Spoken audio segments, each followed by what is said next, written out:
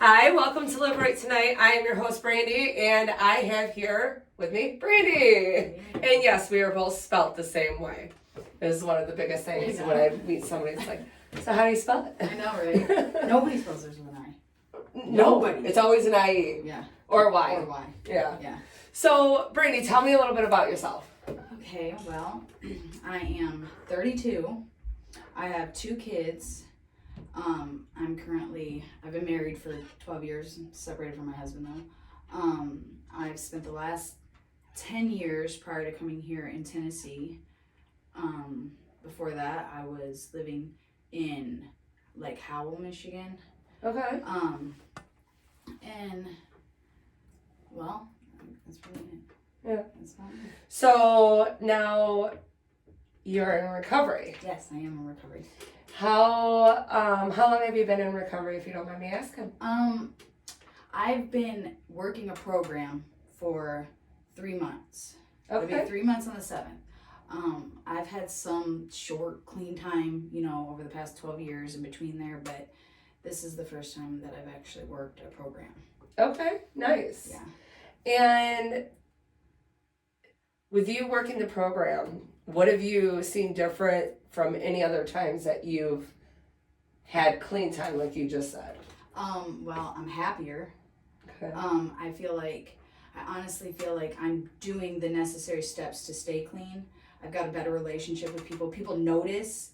It's where like before, I think I was kind of just miserable. I was a dry drunk. I wasn't doing anything at all. Anything different anyways, except just not using.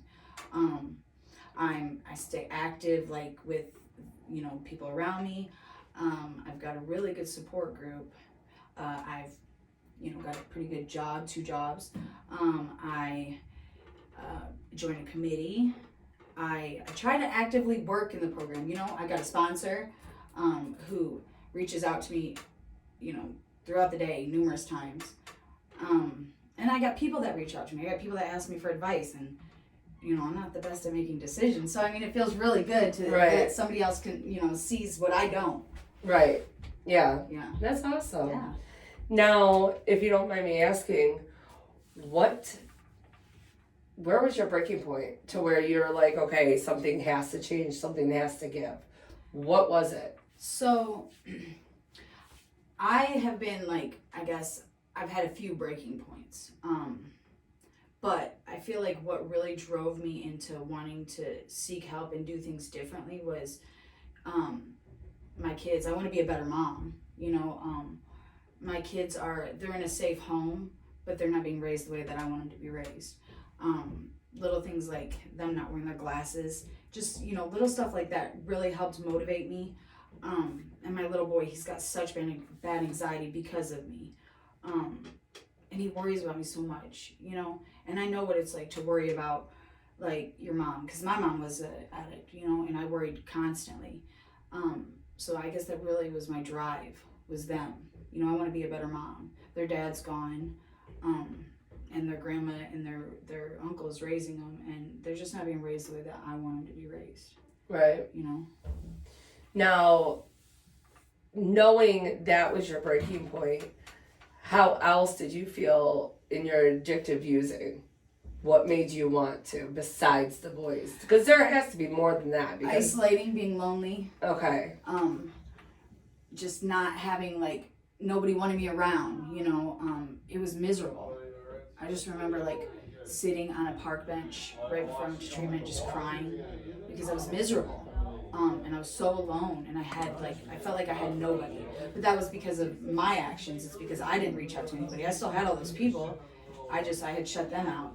But, in our active addiction, we don't really realize that. Right. And I didn't. I felt sorry for myself, and I really did. And I just remember being so miserable and embarrassed. I was ashamed to just walk down the street because I felt like, everybody just knew what a piece of crap I was. You know what I mean? Right. And I was.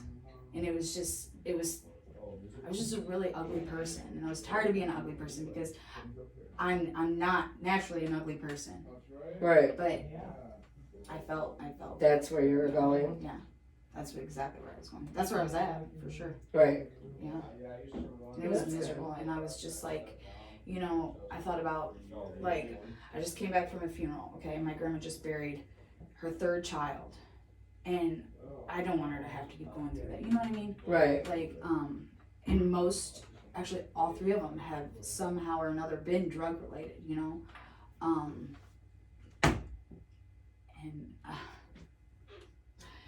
Anyways, yeah, so, and I didn't want her to have to go through that.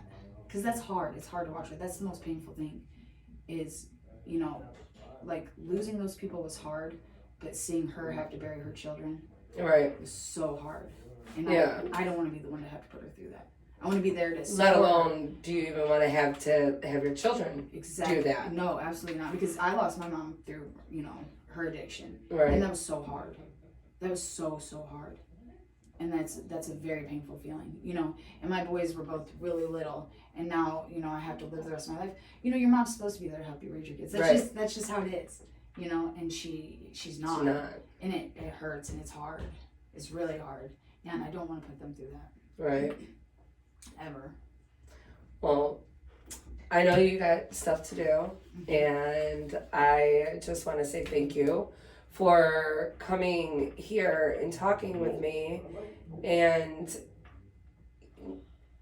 I'm glad that you're here, you know. It's just like your motivation. When I first met you, I'm like, wow, she's very spunky, you know.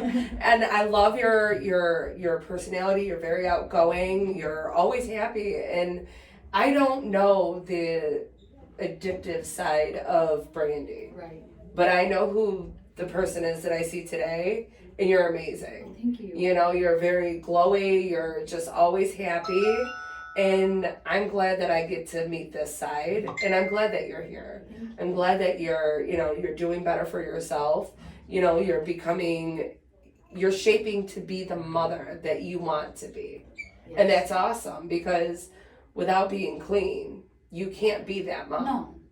No. And you can't do it for anybody else but yourself. Right. Because the moment that you start doing it for yourself, that's when you're doing it for others without even realizing it. Exactly. You know, and that's where you're going to end up being the mom that you want. And being able to turn around and be like, all right, this is how I'm going to raise my kids. Right. This is how we're doing it. Right. So I love that you're headstrong about this, that you're like, nope, I'm not a piece of shit. Like, I know the kind of person I am, and I'm gonna get that person back. Yeah, because I love it. I know that, like, I could have easily went back to my children, and that was a hard decision to make, to not go back there. But I knew that if I went back there, how long would I have been there? I mean, even if I, was there, I wasn't emotionally there, because everything was about drugs, everything, so I wasn't there. Right. So I put myself, an hour and a half away from them. I don't really get to see him a whole lot as much as I want, but I talk to him every day, you know, and we're gonna have that, and I know we're gonna have that, as long as I keep, working in this program. Right. And I am, for sure. You're like, no, there's not that. I'm doing this. I am, because I get so excited about it. I do. This is, honestly, I've been through treatment facilities numerous times, and I've been to 3/4 houses. This is the best 3/4 house I've ever been to, hands down. That's awesome. It really is. I'm glad that you're enjoying it. I do. But enjoying sobriety mostly. Yes. Actually getting what you need out of it. Yeah. And recognizing all of it to become a better person. It's awesome. I know. I'm proud of you. Thank you. But I will let you get going, and like I said, I appreciate you doing this with me. I know you were nervous. Very nervous. But it wasn't that bad, now was it? It wasn't that bad. No. And, and my biggest thing is like the message that I like to get, to put out there is that doesn't matter where you come from. No. As long as you, you try to do better for yourself mostly. And, sobriety is possible. It's all possible. You just gotta put work at it, and it sucks because it is a job. It's a full-time job. It's an everyday job. It's like raising a child. It is an everyday, all-day job. But it's the most rewarding job. It's so rewarding. Yes, and because it takes a lot less energy to stay sober than it does to try to go get high every single day. 100%. Yeah, and I can do this with a smile on my face. You know what I Right, mean? right. Then do it. You know, being an active user, you ain't smiling. No. You ain't smiling at all. Not unless I'm just trying to psych somebody out. Right, right. But again, Brandi, I just want to say thank you. I appreciate you. Thank you. And I will let you get back to work. And to everybody else, I just want to say thank you for watching, joining us, and y'all have a blessed day. Thank you. Thank you. Thanks.